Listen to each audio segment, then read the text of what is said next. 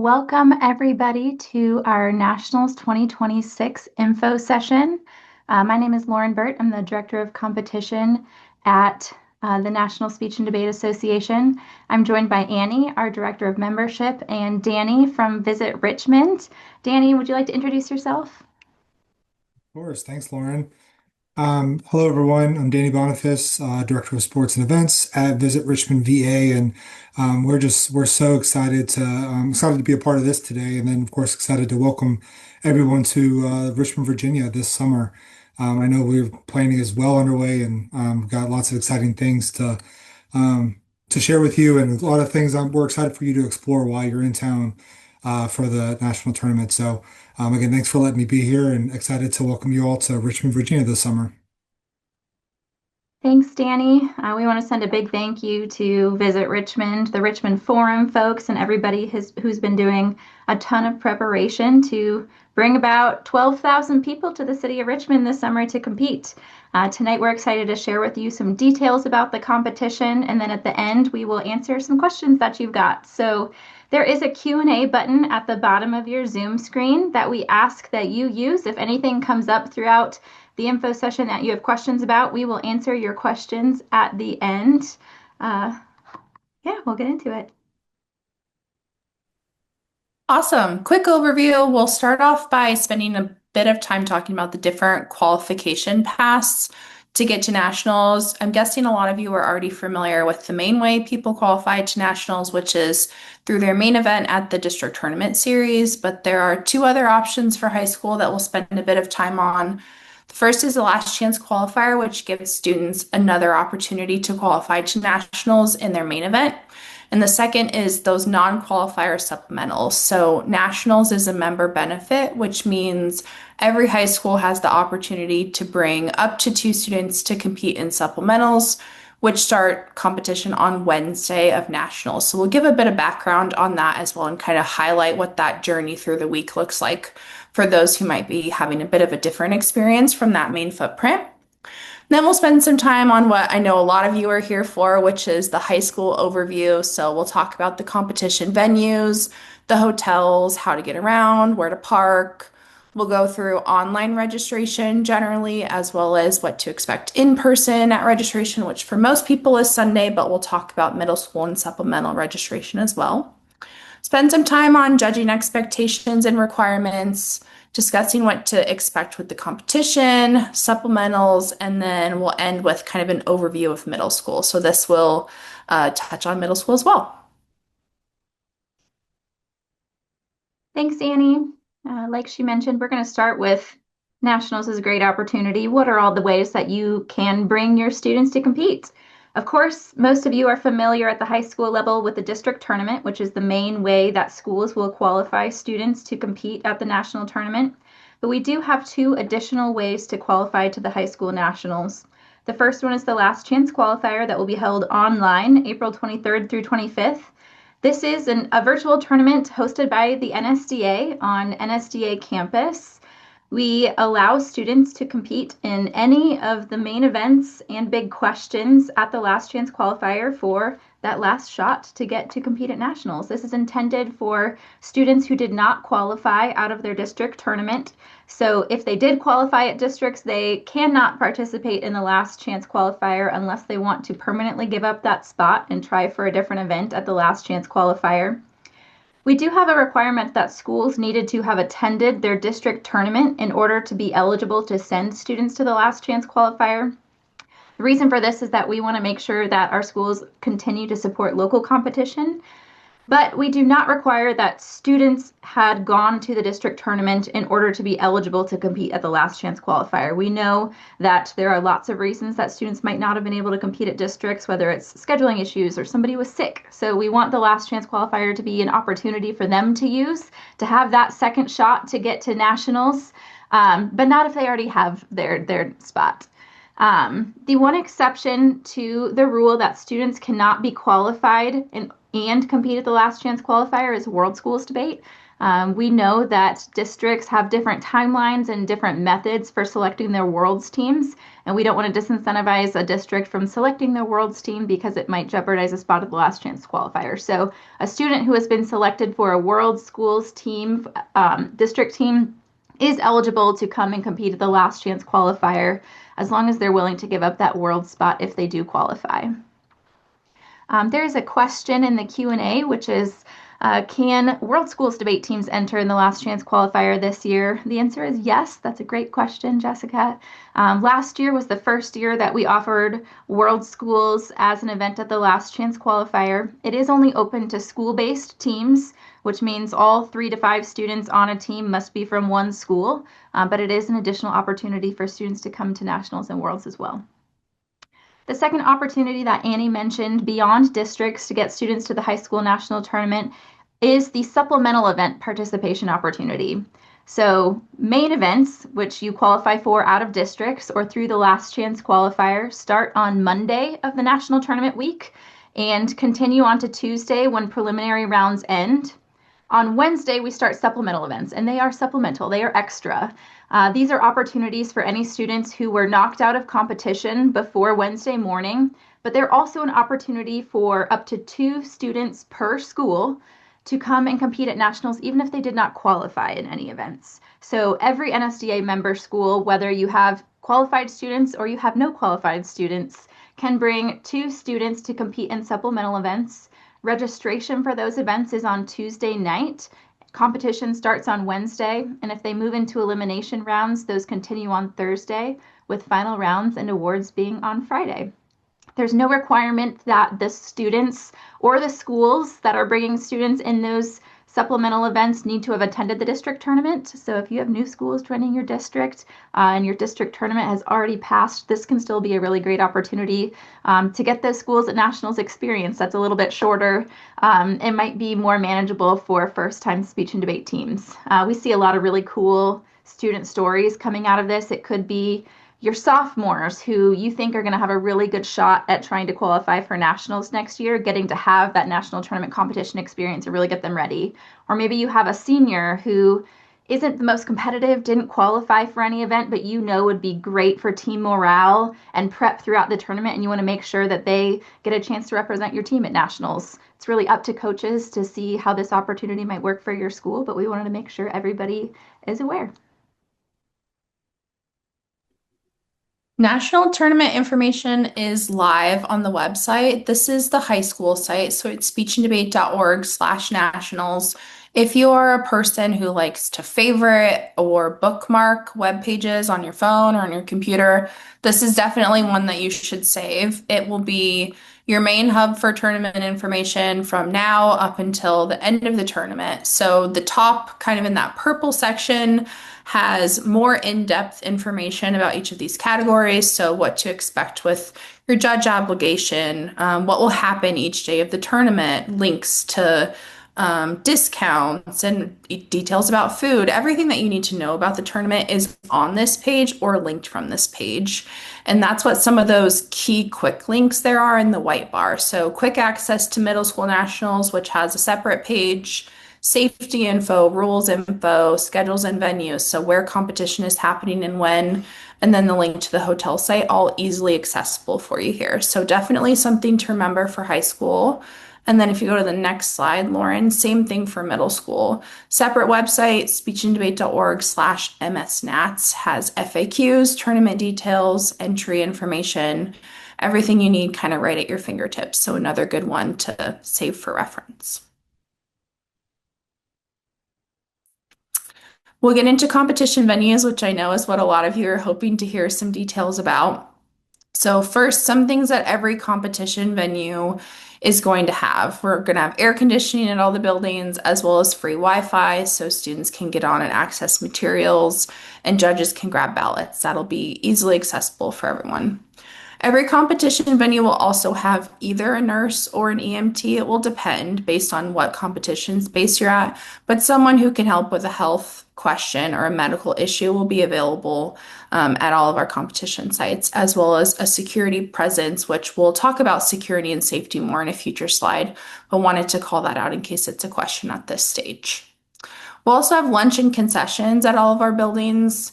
In years past, we've been able to provide free food at some or all of our competition venues thanks to federal funding. And that's something that we hope to be able to do at some or all of our competition venues again this year. But because that's related to federal funding and what's possible locally, that'll be some information that we have as the date gets closer. So stay tuned to more info about whether that's going to be possible, as well as menus as we get closer to the event. But concessions are a go for sure. We will have meals available and judge hospitality as well. Every competition venue will also have a tournament office, which you can kind of think of as the command center for the tournament in general. So if you have a question, if you lost something, if you need general help, if you're wondering about the schedule, when is lunch, when are things happening, this is the place to go.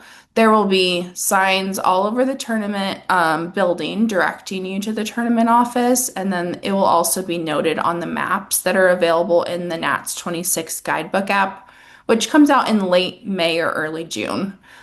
So attendees will be notified when that's available, but easy to find the tournament office, and folks are there available to help you the whole time the building is open. And speaking of people available to help, we'll also have folks in the Belonging and Inclusion Station, which is a resource for attendees who are having any sort of issue that they want to talk about. So that could be you have a concern about how you or someone else are being treated at the tournament, but it could also be you might have a situation at the tournament where there's a student who doesn't know anyone else competing in their building, and their chaperone or their coach is judging around or in a different space, and that student has something happen that they want to talk about. Maybe they felt anxious and around, whatever the situation may be, this is a place to come in and get that support that folks need. So that's a resource available at all of our venues, as well as all gender restrooms, a quiet room if you are having anxiety or have sensory overload or need a place to pray. That's a great resource accessible from the tournament office, as well as a lactation room and fridge available for anyone who might need that as well. We'll also have open gate weapons detection systems at our entrances to buildings and required wristbands that will be picked up as part of registration. We'll share more information about that too later in the presentation tonight. Last resource I want to flag is how to get ADA accommodations, which I'll put the link to this in the chat in case anybody needs it now. But adults can complete the accommodations request form if they do have an ADA need that they want to express. That could be something like, I just had my knee replaced, and so I really need to be in rooms on the first floor. You could complete that form on behalf of yourself or a student or judge attending with your school.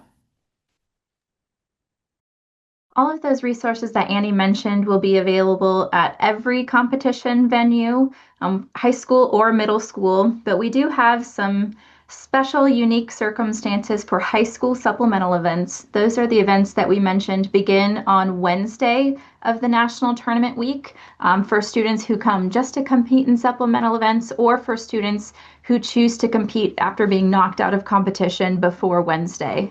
There are two different types of supplemental events. We have supplemental speech events and supplemental debate, which we call extemp debate.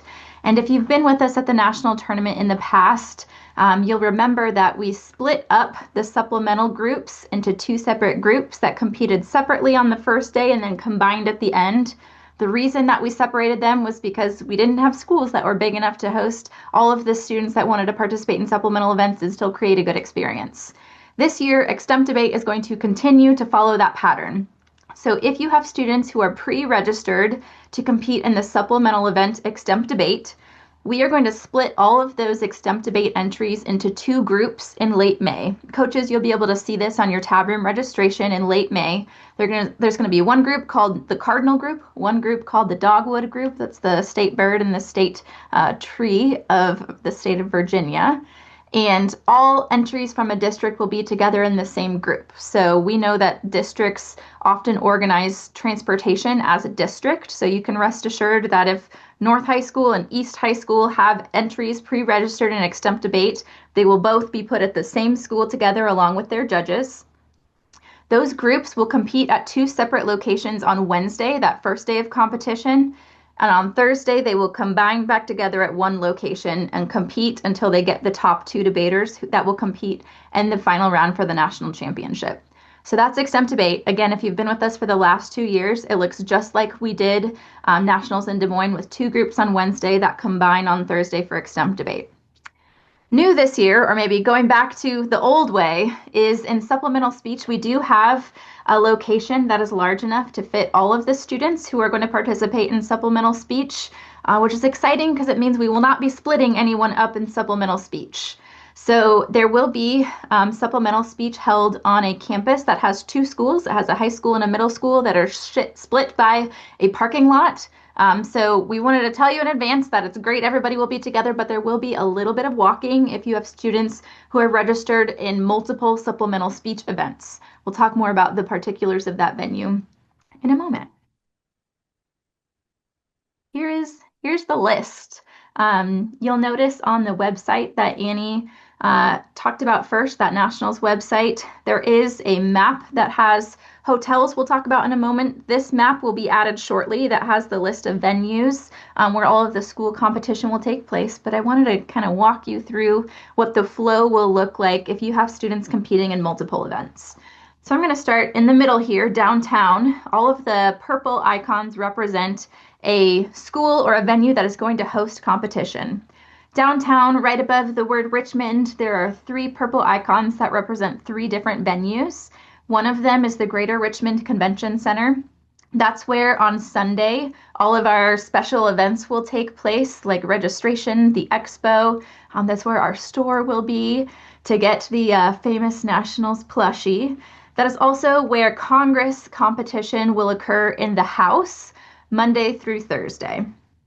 Right across the street from the convention center, it is walkable, is the Richmond Marriott. That is where we're going to have some receptions on Sunday, like the district leader lunch, the new coach receptions, and it's also where Senate competition is going to be held Monday and Tuesday. So if you have students competing in the House and Senate, they will start together on Monday morning at the convention center for the opening ceremony.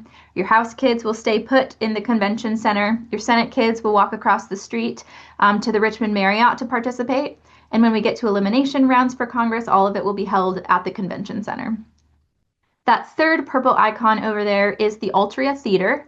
That is where main event speech and debate final rounds will be held on Thursday and Friday of Nationals Week. Congress, like I said, will be at the convention center, but the rest of the speech and debate events for high school will be at the Altria Theater, starting on Thursday and Friday. It is, I would say, about a mile from the convention center. I personally wouldn't consider it walkable, but very close and convenient to downtown, especially if you have middle school students who are participating in final rounds. Those will be held at the convention center on Friday, alongside supplemental event final rounds and middle school awards, which will also be at the convention center all downtown on Friday. I'm going to go kind of to the east there where it says Highland Springs. Highland Springs High School is going to host Big Questions and Lincoln Douglas debate on Monday and Tuesday. This is a campus that has a large high school and then a smaller building that kind of shares a parking lot with it with about 20 rooms that we're also going to use. So again, if you are in Big Questions or LD, there's a little bit of walking. We'll want to make sure we bring some good shoes and layers. And of course, if you have any accessibility requests, make sure to fill out that form that Annie put in the chat and we'll take care of you. But that's Big Questions in Lincoln Douglas Monday and Tuesday. On Wednesday and Thursday, when the middle school national tournament begins, we will host middle school speech events here at this Highland Springs campus. Moving up and to the left a bit, we have Hermitage High School, which is where policy debate will be held on Monday and Tuesday. Half of Extemp Debate, you'll remember we're splitting Extemp Debate in half into two groups. One group is going to compete at Hermitage on Wednesday, and both groups will combine to compete at Hermitage on Thursday. Further up at the very top of the list, we have Glen Allen High School. This is going to be public forum debate on Monday and Tuesday. And on Wednesday, when middle school competition starts, this will be where the debate events are held, including Congress. Down there, a little bit further to the left, we have a World Schools debate, which will be held at J.R. Tucker High School, followed by Extemp debate on Wednesday. That's half of Extemp debate. So if you are an Extemp debate group that is held at J.R. Tucker on Wednesday, you will move to Hermitage High School on Thursday.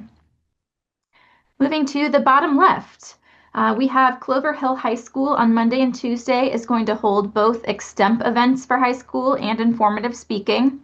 On Wednesday, our main event debate elimination rounds and big questions and World Schools elimination rounds will be held at Clover Hill High School. Further down, you've got two purple icons. This is when I mentioned there is a middle school and a high school that share a campus with a parking lot in between. That is Manchester High School and Bailey Bridge Middle School. The high school is going to have oratory, HI, and duo on Monday and Tuesday. The middle school will have DI and POI, which means that if you have students in any of those 5 events, you've got one drop off at that location. There's no real need for the students to be walking back and forth. All of their rooms will be at that location, but it is, a 5-minute walk across the parking lot if they want to go see their teammates or their judges. On Wednesday and Thursday, all supplemental speech will be largely at the high school with a couple of events down at that middle school as well. And main speech elimination rounds, main event speech, will be held at the middle school. On Thursday, debate elimination rounds will be held at the middle school while supplemental speech finishes up at the high school. All of this information, you do not need to memorize it. It is available on the national tournament schedule, which is on speechanddebate.org/nationals. It's linked up there at the top in the quick links.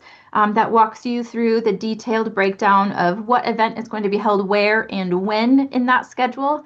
And like I said, that map is coming very shortly as well. What's already on that map is the hotel information. So if you're looking on the website, the map is kind of partway down on the Your Stay tab of the High School Nationals page. And once the venues are on here, there's a couple of them on here now, but once the rest of the venues are on there, this is a great resource to see based on where you may have students competing, what hotel options make sense for you, what your route around the city might look like. So a good tool as you're thinking about that process. And speaking more about hotels, the booking site is open to reserve your hotel rooms now for nationals.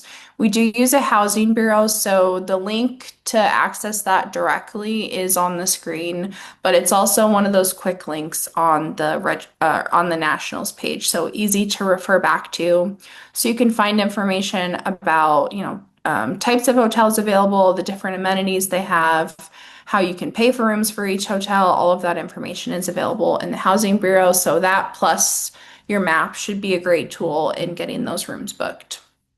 When you go in the future to do your tournament registration on tabroom.com, you'll want to plug in some just basic information about where you're staying because that will give you a 15% discount on your main and supplemental entry fees for nationals. So kind of a thank you from us to you for staying in the block, which allows us to offer those lower priced rooms for folks attending the tournament.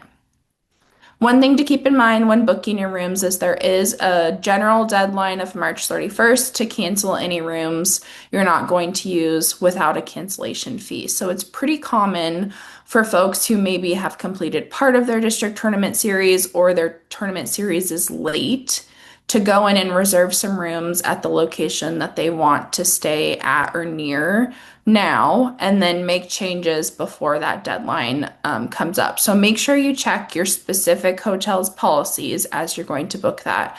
But the general deadline to cancel rooms with no fee is March 31st. So something to keep in mind. Other logistical information, transportation is often a question, especially for new folks. Transportation is up to your individual program. So, there's not like large scale busing or shuttling around the city. And schools bring a mix of, driving cars from nearby if they're local or renting cars. We do have a Hertz discount code on our website if you are going to rent a vehicle. Then we have a good number of school buses and charter buses. So plenty of, parking at schools for folks to pull up. That parking is free. Some of these buildings do have drop-off loops where we need to keep traffic moving pretty quickly to get anybody off and on the bus. So just keep that in mind as you're pulling in. Make sure students are ready to hop off and head into the building so we can keep the flow of traffic moving. There's plenty of parking downtown in Richmond. There are a variety of parking garages. You can choose the one that's closest to your hotel or most convenient for you. We do have some information about a few of those available on our website if you'd like some additional guidance. And then other discount codes are available for booking your flights with Delta and United to come into Richmond directly. We wanted to talk a little bit about security procedures for the 26th national tournament. Of course, you all know security is top of mind for us, and we are assessing our procedures each year because making sure the kids and participants at the event are safe is our top priority. So, like always, if you've been to the national tournament in previous years, you know that we have an off-duty police officer or multiple at each location while there are any students or participants on site. We have a nurse or EMT on site in case they're needed, like Annie mentioned as well. But we do have a couple of new procedures this year as well. The first one that Annie has mentioned are wristbands. We are going to use wristbands to control entry to any national tournament venues throughout the week. Coaches, you will receive wristbands for every participant that is connected to your school during Sunday registration. So you'll come pick up all of your materials, and included in those materials will be one wristband per participant. So that includes coaches, your judges, your student competitors, and that includes any observers. So if grandma or a little sister's coming to watch, they will need a wristband as well. They are those vinyl wristbands. I think of them as water park wristbands that are meant to be durable. They can get wet and they will stay on all week. So starting Monday morning, in order for anyone to get access to a competition venue at the national tournament, they will need to be able to show that their wristband is on their wrist before they will be let inside. We are also, like Annie mentioned, going to have the open gate weapons detection systems at the entry to all venues. I put a photo over to the side because seeing them helped me remember that I've seen them at pretty much any sports stadium that I've gone into. They're very quick to walk through.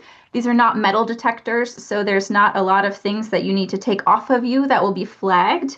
But there are a couple of things that we know in advance will be flagged if somebody walks through them without taking them out of their bags. That includes laptops, glasses, cases, and binders.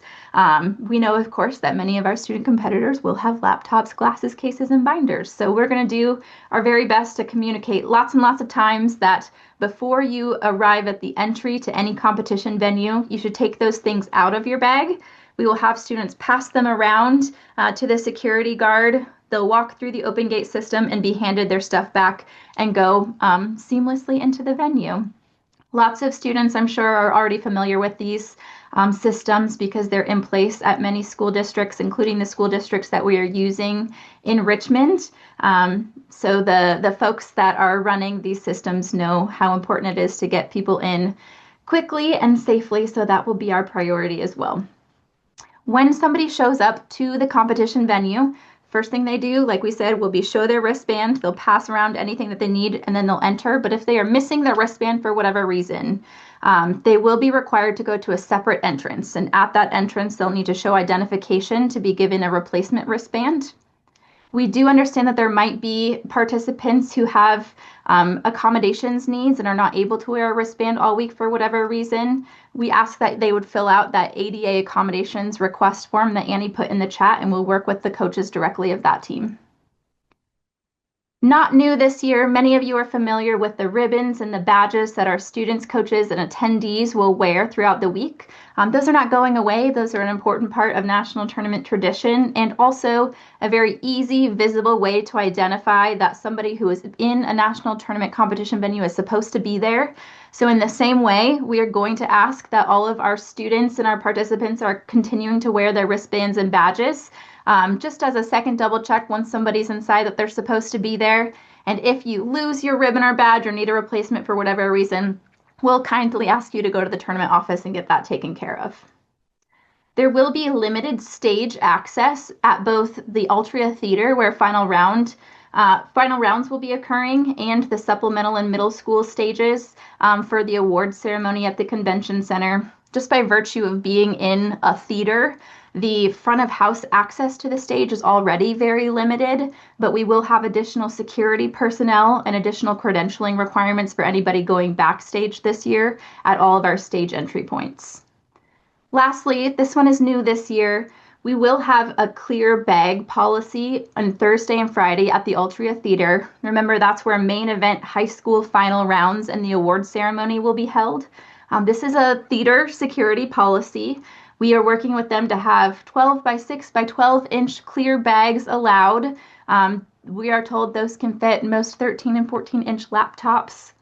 And we're going to be handing out clear bags for all participants at registration. So in the same way that you will get your ribbons, your badges, and your wristbands at registration, you will also receive a clear bag for anybody who might want to come watch finals. And they'll just need to keep that safe on them until Thursday and Friday and make sure they're not bringing any luggage or backpacks to the theater, just what can fit inside of their clear bag.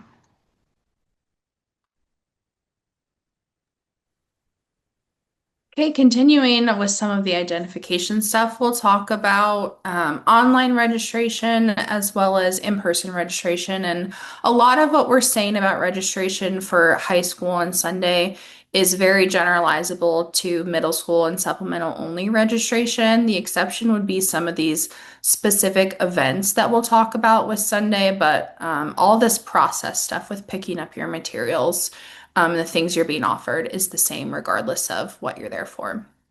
So tabroom.com registration will open as early as March 15th. You'll get an email notification when registration is open for your district because your whole district tournament series has to have concluded to open that up, and your chair has to have verified your results and taken some steps there. So as early as March 15th and then through May 15th. So by May 15th, you need to have all your entries in and verified. You need to enter all of your judges to meet your obligation. You have to have paid all of your fees, all of that, those check marks or whatever that you'll see as you're going through and registering on Tabroom. That all needs to be good to go and greenlit by May 15th.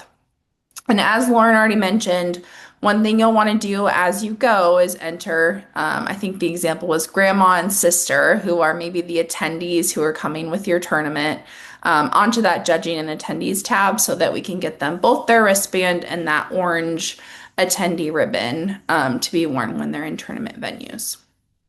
So on Sunday, you'll come into the registration room and you'll pick up your student certificates as well as this identification material that Lauren referenced. And someone put in, I think, the chat a bit earlier, what do we do on Sunday? Like, what are we supposed to do after we register? Because, for most people, registration should take, 10, 20 minutes at most to pick up all your stuff and get out of that room. The registration room is adults only. So typically while the adults are registering, students are often in one of kind of two places, either in the expo, which runs all day on Sunday and is a chance for students to come and get information about colleges, camps, NSDA membership generally, the alumni program, a lot of good information and some giveaways in that room. So that's a pretty popular place for students, as well as the speech and debate store, which is kind of your first chance to shop that store throughout the week is on Sunday. That's where those plushies Lauren mentioned that are very popular are. We're not sharing what the plushie is tonight, but Lauren and I do know, and we're both excited about it. So look forward to that this spring when that gets announced. But that is the first chance to shop the store and pick up speech and debate branded gear or whatever you're interested in. So those are pretty popular for students. Coaches may also want to pick up pre-ordered t-shirts. If that's something that you order in advance, you can grab those on Sunday. And then there's a variety of events happening throughout the day. So there are judge trainings happening on Sunday. There are 2 separate new coach receptions, which are kind of similar to this in that it's a chance to get information and increase your comfort about the tournament, but it's a lot more personalized in one-on-one. It's kind of a round table situation where you might sit with 3 or 4 other new coaches and an NSDA board member or staff member who has a ton of experience at the tournament and could answer kind of those last minute, oh my gosh, this starts tomorrow. I'm confused about this. Someone available in that room to talk you down from any concerns that you're having kind of at the last minute. And then we also have caucus and interest group meetings happening throughout the day on Sunday. Those are open to anyone who identifies as part of those groups, and it's a space to come and talk about experiences based on like shared background or identity, and often those lead to recommendations for us to make changes to better situations for the speech and debate community. So that full schedule is on the schedule and venues document that's available on the Nationals website. So check that out, but a lot of options for things for you to do on Sunday. If for whatever reason, so registration runs from 9 a.m. for the general coach population to 7 p.m. So a long time for you to go in and register. But if for whatever reason you have like a travel delay or you have some kind of emergency and you're not going to make Sunday and you're worried about, oh my gosh, how am I going to get these participant required materials? There is a late registration Monday morning from 7 to 9 down at the convention center. This is not plan A. This is not plan B. This is like, oh my gosh, everything is on fire and I have to get my stuff. You can come Monday morning. We'll be there ready to get you what you need. But if you're not already planning on coming downtown and you already have to make multiple stops with students, we don't recommend this just because it can add a layer of uncertainty or stress into your first day of competition. So it's available as a resource if you need it, but we suggest doing everything you can to get those materials on Sunday. Continuing on to our week, on Tuesday, we have some special things happening, including the student party. So everyone, high school, middle school, regardless of grade level, is invited to join us for some fun at the Virginia Museum of History and Culture. This is a great experience to come in and not only see the museum exhibits and experience the culture of Virginia, but there's DJ, there's dancing, there's food trucks, there's a special show for the 250th anniversary of America, which is happening this year as well. So we hope a lot of folks will come check that out. Part of the streets around the area will be closed off so folks can roam around easily and enjoy the space around the museum as well as inside. Party runs from 5:30 to 8:30. Also during that time at that same museum is supplemental only for high school and middle school registration from 6 to 8. So that's a chance to come in and register if you have not already. If you are competing in supplementals, but you already registered on Sunday, you are not required to come and register again on Tuesday. You just have to do the registration process once. So we hope a lot of folks will join us for a very fun party on Tuesday. Going to be a great time. Speaking of very fun things, we're going to talk about judging requirements at nationals, which I know are not actually always the most fun, but super important to know in advance. Our goal here is for you to walk away knowing what all of the possibilities might be so that you have a chance to plan.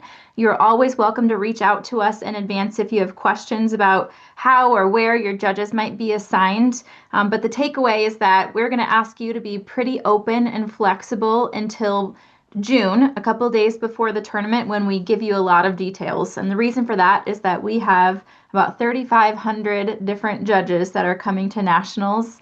So unfortunately, we cannot accommodate super specific requests about particular rounds off or particular events that they would like to do on certain days, but we will do our best to make sure that you know in advance where your judges might be, because we know that's important for you to plan your transportation, chaperoning, and logistics. So that's the goal of this judging detail section we're going to go into. But if you have any questions, please know that you can always reach out to our office and we can help you figure out what your nationals might look like for your judges. We do have one big overarching rule about judging at the national tournament, and that is that every school that comes to the high school national tournament must bring a real in-person human judge to judge 2 days. So if you have 1 student or you have 10 students coming to nationals, the minimum number of judge days that you can bring, so a day of judging, is 2. If you have more entries, then you have to bring more required days of judging. And I say days because we do judging obligations on a per day basis. So if I am a judge who's in for 3 days of judging, I might judge Monday, Tuesday, and Wednesday. And that would mean that I'm available to judge all of the rounds that happen on Monday, Tuesday, and Wednesday. That's a little bit different, but we do have a 5 day tournament, Monday through Friday. So the way that we split up our obligations is on a per day basis. The debate events, public forum, Lincoln Douglas, policy, big questions in world schools, we do require that you are bringing an adult judge to fulfill the judging obligation. You all know that debate events, we need a lot more judges to make it happen because there's just 2 teams in a room compared to speech or Congress when there's a lot of students we can put in a room with a smaller amount of judges. So for that reason, to make the competition happen, we do allow that schools are able to buy out of or purchase their judging in speech, supplemental events, or Congress rather than bringing a person. And we hope that that gives you some flexibility to prioritize bringing the adults that you have available to judge with your team and those debate events where we need more people in order to run the competition. We do have a requirement that all judges need to be at least 2 full years out of high school. And there's a link down here to our hired judges board, which you'll find on the Nationals website. This is a place where if anybody reaches out to us saying that they would like to be hired to come to Richmond, Virginia and judge for us in high school or middle school, we invite them to sign up on the judges board so that any coaches or schools who are looking to hire people can go in, send them an email and ask if they would like to fulfill their judging obligation. It's kind of a job board in that way. The connections are completely up to the judges and the schools to figure out and negotiate, but we kind of wanted to give you a place to make that a little bit easier. More information on judging. Like I said, we do use the judge day system. So if Annie is a judge for my school, she will find out which event, venue, and days she's been assigned to. She might find out, for example, that she's going to judge Monday in the public forum building and Thursday in the supplemental speech building. Those events, venues, and days that your school owes will be released on June 11th. So like Annie said, registration opens on March 15th, closes on May 15th, and we are going to ask you to tell us which adults you are bringing and which events of the ones that you need to bring judges in, they are eligible to judge. So you might say in March, Annie is eligible to judge public forum and speech. And by June 11th, you will find out exactly which days of public forum and speech Annie has been assigned to judge. You will have a little bit of flexibility to make what we call swaps during the judge swap window, which is June 11th through 13th. We release the assignments on June 11th about noon, and you have till about noon on June 13th to say, Annie is assigned to Monday Lincoln Douglas and Lauren is assigned to Tuesday Public Forum, and I want to swap them. I would like Annie to do Tuesday Public Forum and Lauren to do Monday Lincoln Douglas. Or could say, I actually want Annie to do both of those days. So you have a little bit of flexibility to swap around which judges are covering which assignments, but the assigned days and events that your school learned that you owe on June 11th cannot be changed, just who is covering them. For that reason, we do ask that you are super careful about what you are putting into tab room to tell us your judges can do before that May 15th deadline. If you tell me, for example, that Annie can judge policy debate and public forum debate, there's a very good chance that Annie gets assigned to judge policy debate. And so if you reach out to us after you see that she's assigned policy debate and say that she doesn't want to do policy debate, our answer is going to be, unfortunately, we have now planned all of our judging assignments around the fact that you told us Annie can do policy debate. So that could not be changed at that time. If you enter a judge for 3 days, which is the maximum number of days that one judge can cover, and then that judge gets assigned to all 3 days, even if you owe fewer than 3 days, we will assign them to all of the days that you tell us that they would like to be obligated to judge. And we cannot back out of those days once the judge swap window opens. So you don't want to enter your judges for more days than they owe or that you would like them to be judging in the tournament. Because once June 11th comes and they have their assignments, those are locked in. Lastly, if you have a judge that you are saying can do multiple events, because Danny, for example, could cover your judging days that are owed in 3 different events for 3 different days, there's a chance that Danny gets assigned to 1 day of speech, 1 day of policy, 1 day of public forum, but there's also a chance if you say that Danny can do all three, that Danny gets assigned to 3 days of policy debate or 3 days of speech. And again, we got to be super careful about what we're saying they can do because those assignments are locked in once that June deadline passes. So again, our goal here is to make sure that you are aware of all of the things that your judges might be assigned so that you are able to plan ahead for that June 13th window when everything gets locked in. And if you have any questions about where your judges or when your judges might be assigned, please reach out to us. Our goal is that nobody is surprised on June 11th when they see where their judges have been assigned. Now, there was a very good question. If your students do not compete in supplemental events, are you guaranteed not to judge supplemental events? And the answer is no. All judges are eligible for Wednesday through Friday judging assignments in supplemental events. And I will be honest and say that if there is a judge that is in for 3 days, a full 3-day obligation, it's very likely that one of their day assignments will be a Wednesday or Thursday supplemental event assignment. The reason for all of this is that we are prioritizing making sure we have the judges necessary to run the competition for the students because they've earned it. So on Monday and Tuesday, when we have preliminary rounds of our main events occurring for high school, we need a large amount of judges. And I also need a large amount of judges in supplemental events on Wednesday when we have several thousand students coming to participate in those events for the first time. I don't need a ton of judges in public forum on Thursday, for example, because we're down to very small numbers, but I do need a lot in Wednesday. So yes, it is absolutely possible that judges are receiving a Wednesday through Friday judging assignment in supplemental events, Wednesday being the most common, especially if they're in for those 3 days. The last thing I just want to mention is that even if you have students who are not participating in supplemental events, they're done competing on Tuesday. If you have a judge who is assigned to judge on that Thursday extemp debate slot, they will be required to be there even though your students were knocked out of the competition. So a couple of takeaways I think I would have if I was a coach and I was trying to plan my judging assignments, it would be find judges who are coming to the national tournament that can be flexible Monday through Thursday. If you have very limited availability for a judge that you know cannot judge Monday or Tuesday of the tournament and you're entering them, you might be put in a really tough spot when those judge swaps or when the judge assignments come out because they might be assigned to Monday and Tuesday. I would say if you are going to enter a judge that has limited availability, try to have some kind of backup in mind so that you know that you have a plan B if they get assigned to those days. For example, if you have a parent who's coming along with your team to chaperone and they're not really interested in judging, but they would be willing to step in if you had some kind of unavoidable conflict, or an assistant coach who might be willing to be put in for 1 day that you do not enter into tab room because you want to try to substitute them in after the assignments come out and you find out that there is an availability conflict. All of those would be good kind of backup options to avoid being put in a tough spot in June. But again, I think the most important takeaway here is please focus on flexibility and reach out to us if you have any questions about where your judges might be assigned so that we can help you plan in advance to make sure that all of your chaperoning and judging needs are covered. When judges are judging at the national tournament, we do all of their assignments through tabroom.com. We also use online ballots. So we encourage our judges to have their email and their browser notifications turned on because they will find out that they are judging around about 30 minutes before that round begins. So they'll be in the building, but they won't know what particular room they're going to a lot of the times until about 30 minutes prior. So knowing how to use Tabroom and see those notifications is important.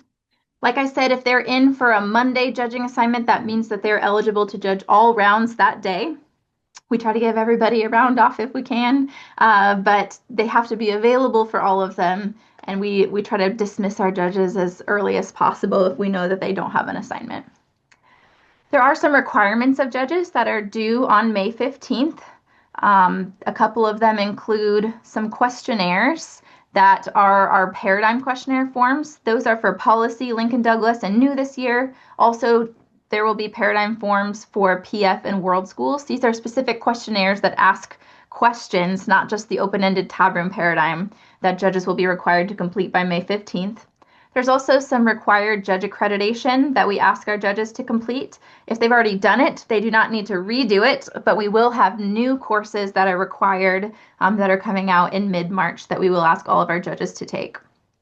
If we have judges who are new or just need a refresher on the events that they are judging, we do ask that they try to attend some of our judge trainings. We have optional judge trainings for speech, Congress, and debate judges.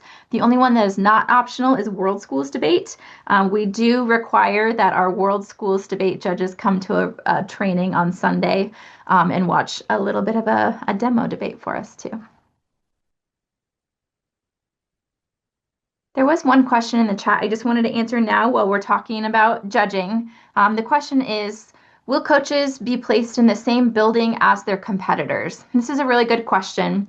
When you are entering your judges in Tab Room, it will ask you which events are they eligible to judge. And if you tell us that you are only eligible to judge public forum debate, that means that you will be assigned to either public forum debate and or supplemental events. And those are the only two things that you could be assigned to.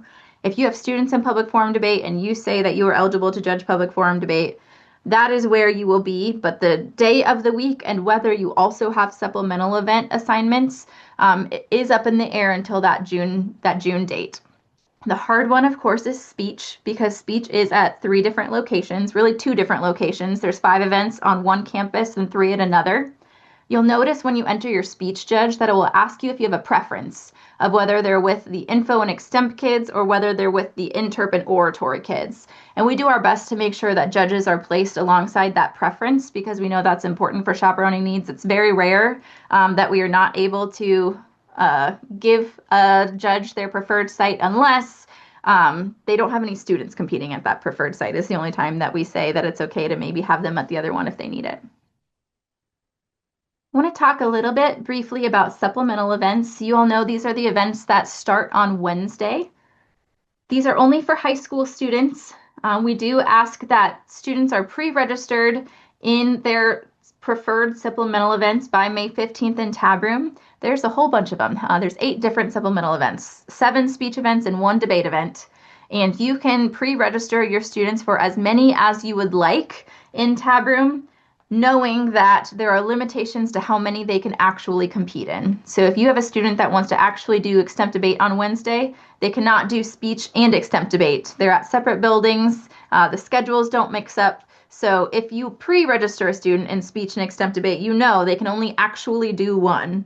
And the entry fees are non-refundable. So the only reason that you should be entering students in extemp debate and a speech event is if you want to maintain the ability for them to choose closer to the tournament, because you can only re-register or confirm your participation in events that you were pre-registered for. So you can't add extemp debate on Tuesday night of the national tournament. This all has to be done in advance. If students do want to do supplemental speech, there are 2 patterns, and students can do 1 event per pattern. The schedules are such that they could do both of those.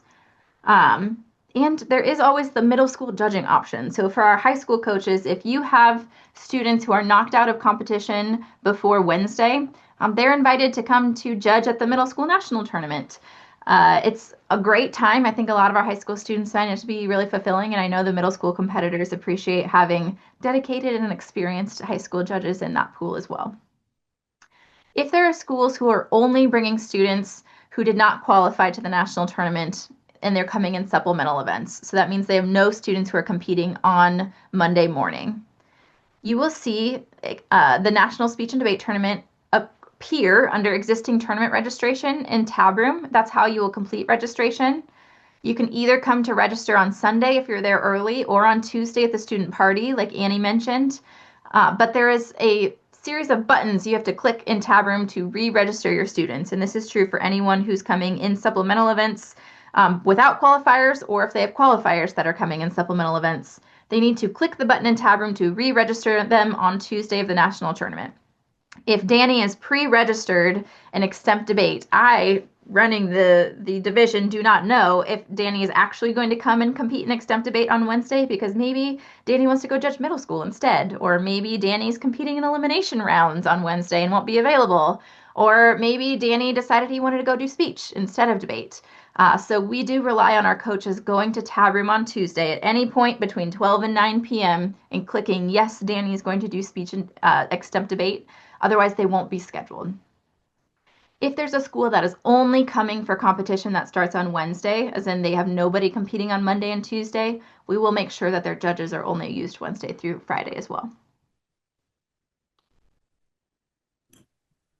That was a lot of rules and regulations. So, different are some recommendations for maximizing your experience at nationals. So, before the tournament, some things we recommend. One is trying supplemental events.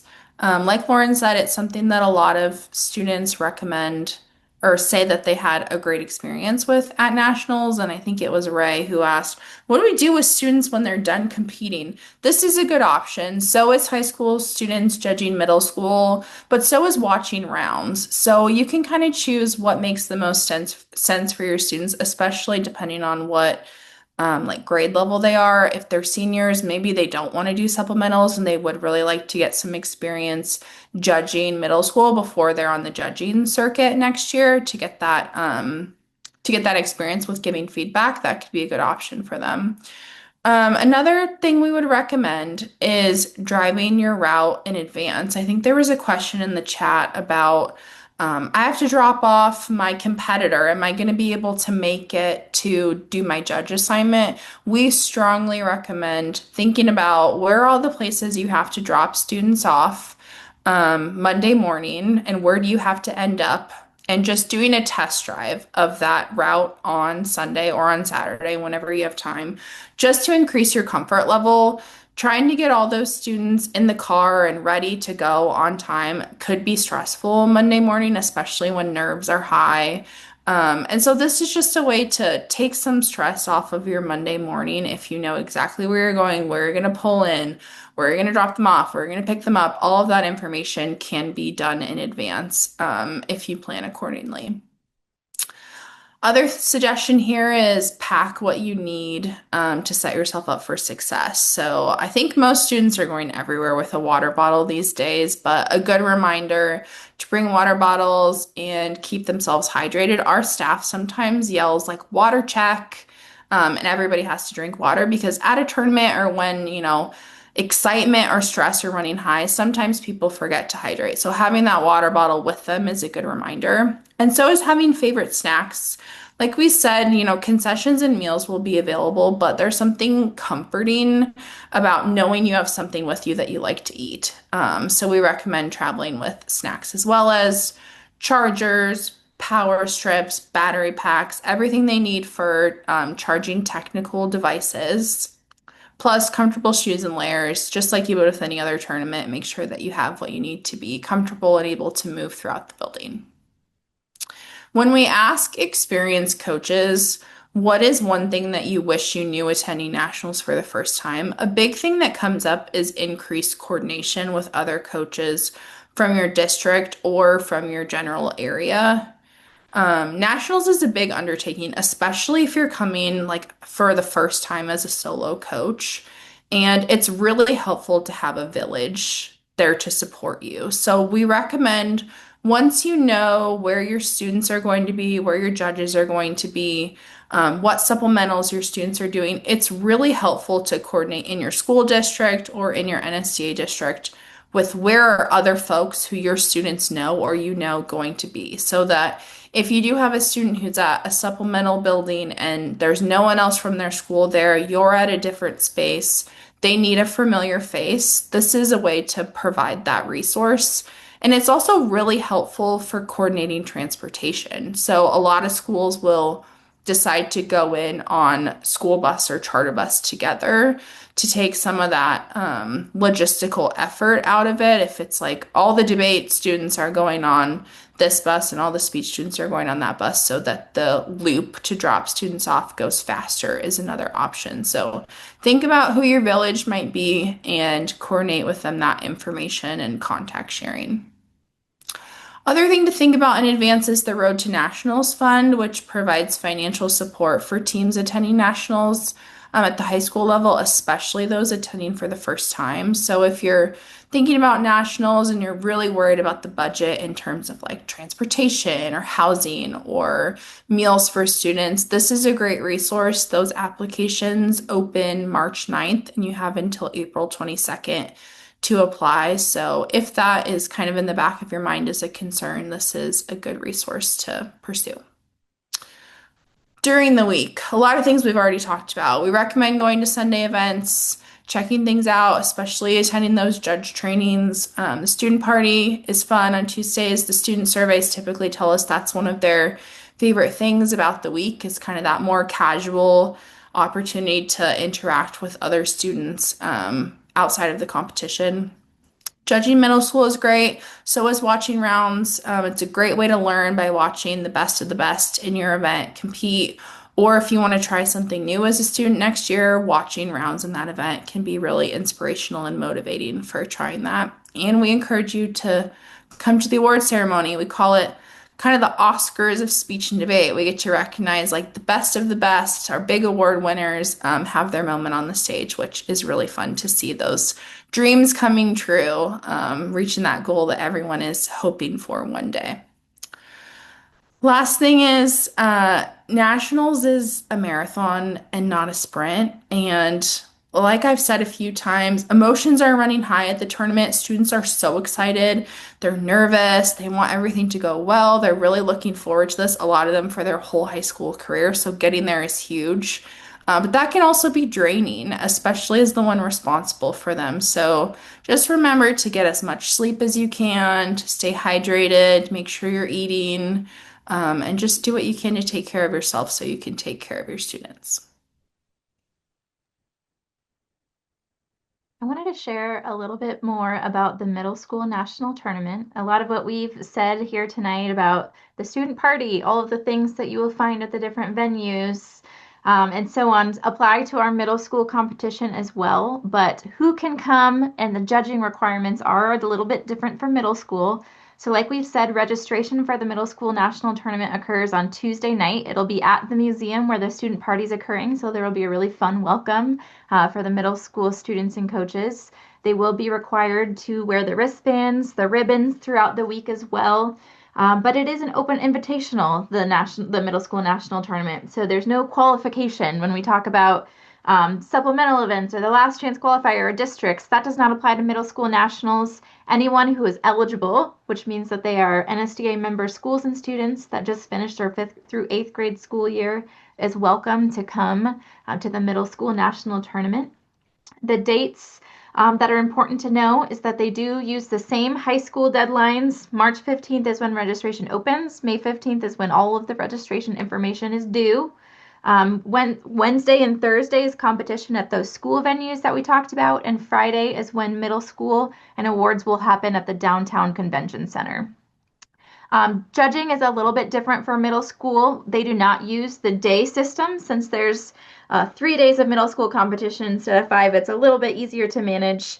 Schools are required to bring at least one judge per judge category in which they have students competing. So if you have a policy debate team and a world schools debate team, you'll have to bring a policy debate judge and a world schools debate judge.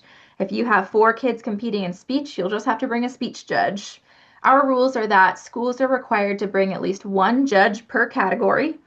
And then if you owe more than one judge in a category, you can buy them out or purchase them if you don't want to bring a second person.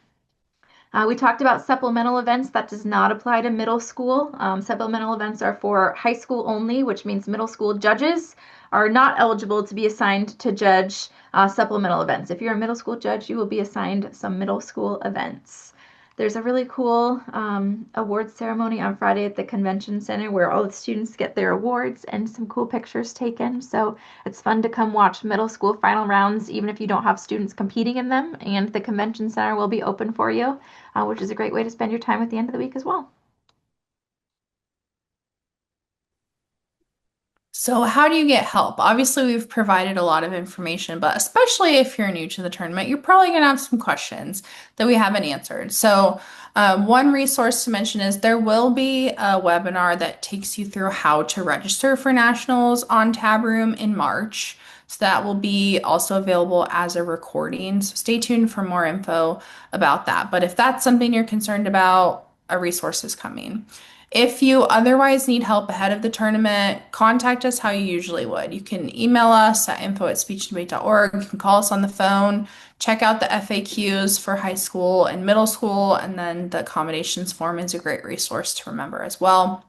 Once you get there, that tournament office, the command center I mentioned, is the best place to come and get assistance in the building. If you see an official with a national office or tournament official badge in the hall, you can stop them and ask for help as well if you see us out and about.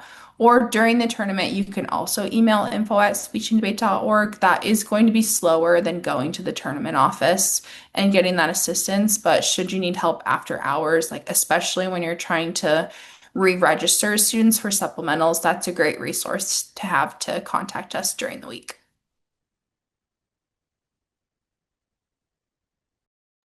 All right, thank you, Annie. We do, like I mentioned, have Danny here from Richmond, and you all had some questions about Richmond itself. So I'm going to ask you first, Danny. Looks like there's three questions here for you. Anyone else, if you have questions, please put them in that Q&A button. We've got a couple of extra minutes to stick around to answer questions that you have. Danny, the three questions we got for you are talk to us about traffic in Richmond, Mhm. weather in Richmond in June, and anything that coaches shouldn't miss that they need to see in the city. Of course. Well, happy to share. And what I talk about today will just be probably just a little bit of a sample of what there is to see, do, and experience in the Richmond region. And I will say too, we are working on packaging some great information to share on the website that Lauren and Annie have talked about already too. So if in case you miss it or didn't catch anything that I say, just know that it'll be available to you here shortly.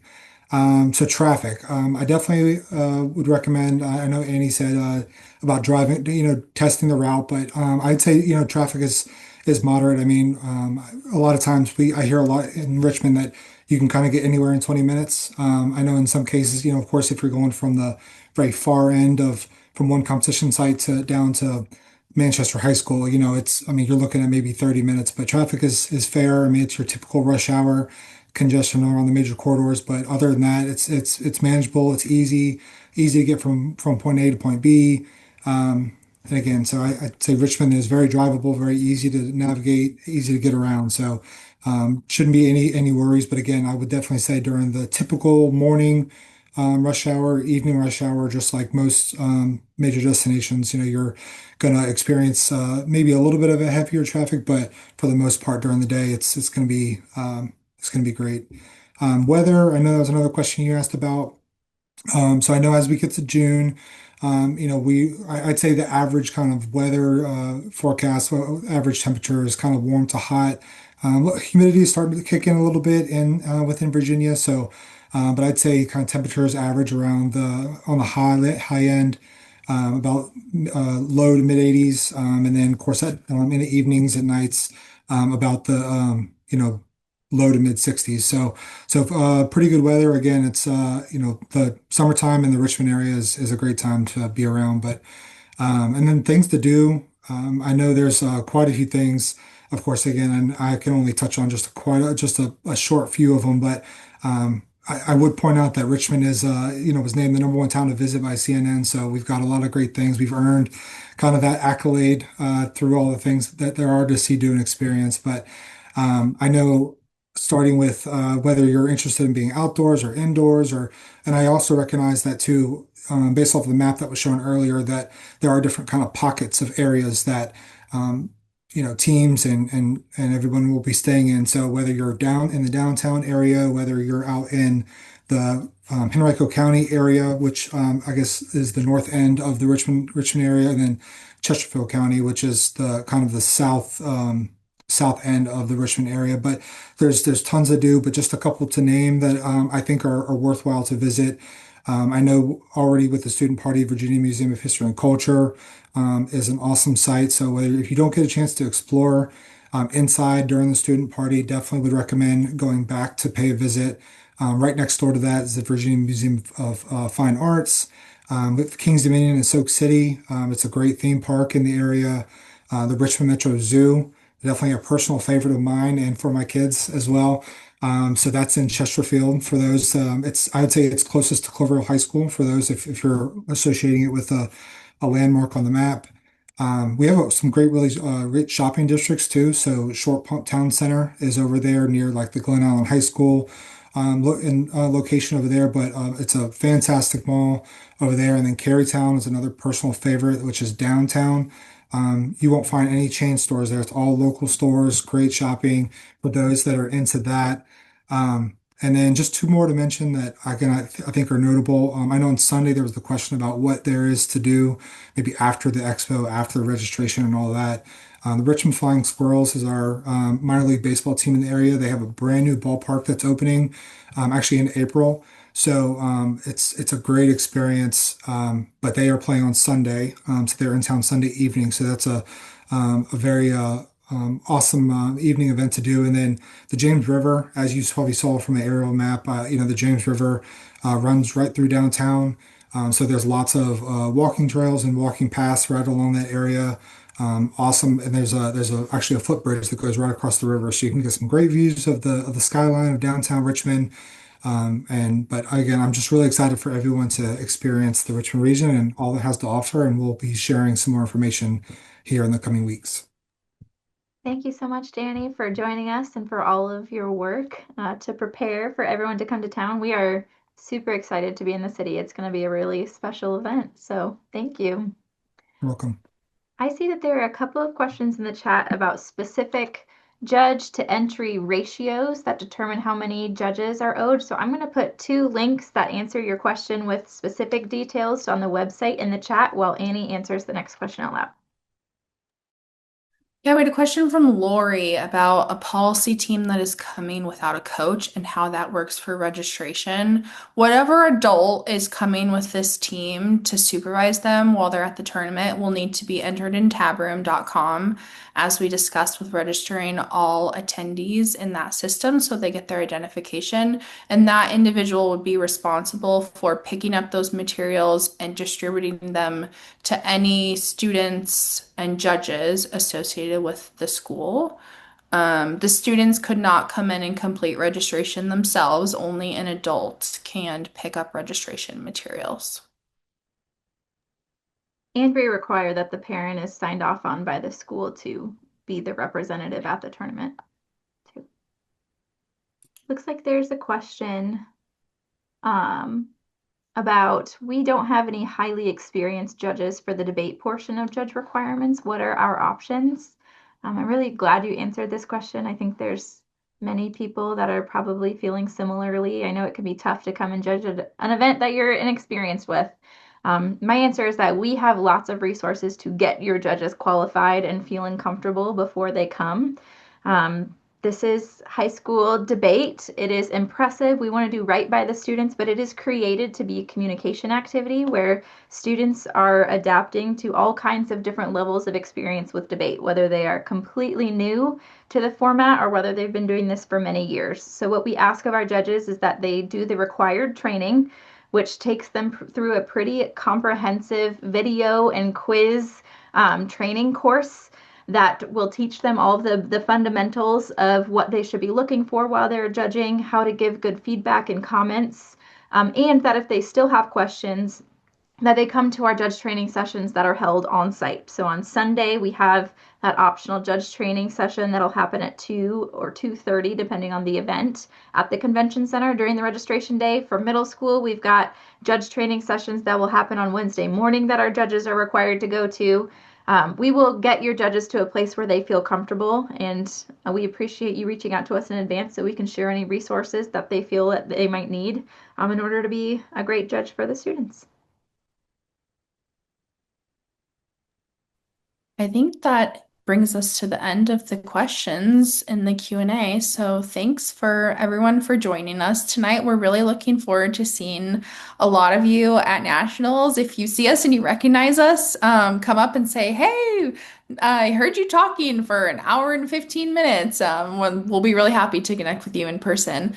A recording of this session will be available on our website probably next week on that nationals page that we've referred to about 10,000 times. So if you haven't bookmarked it, you still have time to do so. But we appreciate you joining us, and we hope that you have a wonderful national tournament experience. Thanks, everybody. Bye.